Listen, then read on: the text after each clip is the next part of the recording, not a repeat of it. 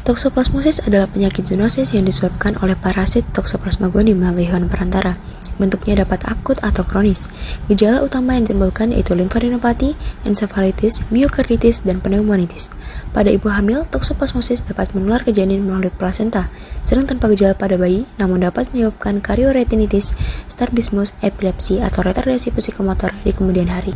Toxoplasma gondii adalah parasit intraseluler yang memiliki siklus hidup pada kucing dan herpes perantara. Cara penularannya yaitu dengan kongenital, konsumsi daging mentah atau kurang matang, kontaminasi okista, paparan di laboratorium, transplantasi dan transfusi darah. Okista Toxoplasma gondii dapat bertahan di tanah lebih dari setahun dan tetap infektif. Faktor risiko: 1. Wanita hamil, terutama yang pertama kali terinfeksi. 2. Konsumsi daging mentah. 3. Kontak dengan tanah atau kotoran kucing terinfeksi. 4. Transfusi darah atau transplantasi organ dari donor yang terinfeksi. Patofisiologi: infeksi dimulai ketika okista atau kista jaringan tertelan dan melewati saluran gastrointestinal.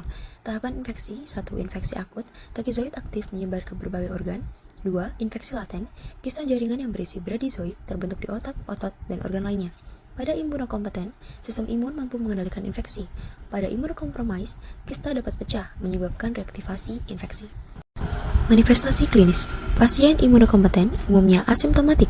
Gejala ringan yang ditimbulkan yaitu limfadenopati, demam, nyeri otot, hepatosplenomegali, dan sakit tenggorokan. Pasien imunokompromis, infeksi berat seperti ensefalitis, pneumonitis, dan myokarditis.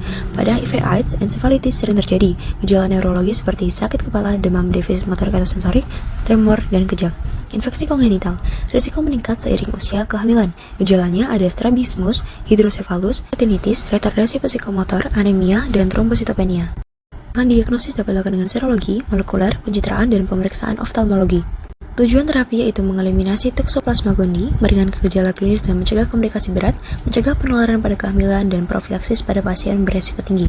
Standar atau pedoman terapi, ini pertama itu dengan kombinasi pirimetamin, sulfadiazin, dan leukovorin, alternatifnya dengan trimetoprim, sulfamethoxazole atau pirimetamin, dan clindamycin. Pada kehamilan, spiramisin. Durasi terapi intensif 4-6 minggu diikuti terapi pemeliharaan hingga 1 tahun. Pencegahan dengan menjaga kebersihan diri, makanan dengan masak daging hingga matang sempurna, hindari kontak dengan kotoran hewan, hindari makan daging mentah pada wanita hamil, dan edukasi masyarakat terkait sanitasi makanan dan lingkungan.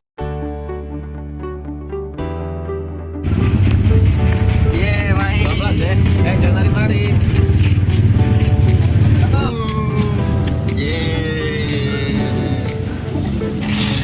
Ada apa itu? Ada bunga.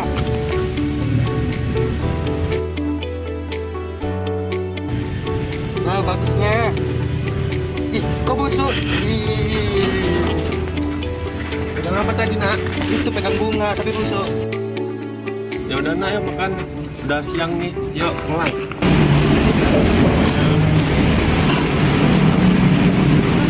Wait, pakai sendok nak. Tonton nak. Oh iya, makasih. Ya.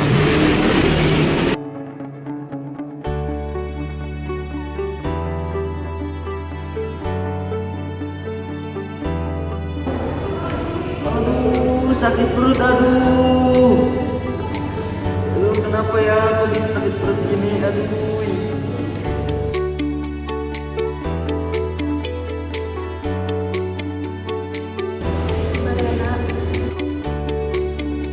Pasien atas nama Brandon Salim.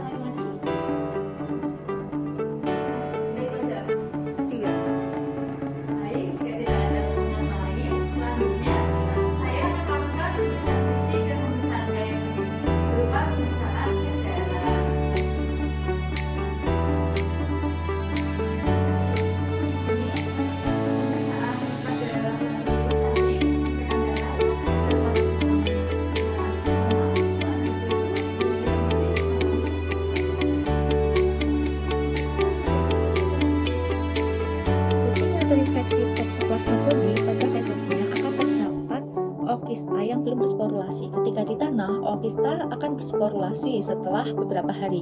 Ketika di mikroskop akan tampak seperti ini, yang belum bersporulasi maupun yang sudah bersporulasi. Nah, jika manusia kontak dengan ookista di tanah yang terdapat Toxoplasma gondii, seperti pada contoh kasus Brendan, sebelum makan tidak mencuci tangan setelah main pasir, yang dimana di pasir terdapat kotoran kucing. Ketika kontak, ookista akan masuk ke saluran gastrointestinal. Di tubuh, ookista akan berubah menjadi bradyzoid atau kista. Ketika mencapai lambung, bradyzoid resisten terhadap asam lambung, sehingga bradyzoid akan lanjut masuk ke usus. Usus kan tempatnya penyerapan makanan. Nah, bradyzoid ini akan ikut masuk ke mukosa usus.